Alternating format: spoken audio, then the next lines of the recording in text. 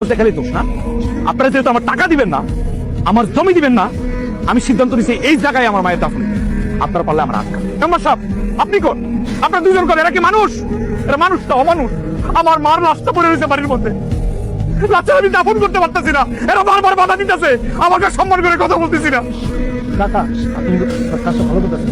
Member, আপনার যদি এত দরদ লেগে থাকে তাহলে ওর মায়ের লাশ নিয়ে আপনি ব্যর্থ করবেন। দেখছেন মেম্বার সাহেব কি কয়?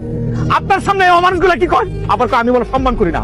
এই অমানুষগুলোকে সম্মান করা যায় কর? তোর সম্মানের আশায় আমরা বসি ভালো ভালো করছি। তোর মায়ের লাশ নিয়ে জামা রাখতে কি করবেন? কি করবেন আপনারা? আমি দেখতে চাই। আমি এক চুলো নড়বো না, এই জায়গায় থাকবো, এই জায়গায় আমার মায়ের দাফন দেবো আমি। পারলে কিছু করেন আপনারা। বেশি বার বাইরে গেছো শামিম, তোরা কেমনে বাইর করতে হয় আমার ভালো করে জানা হচ্ছে।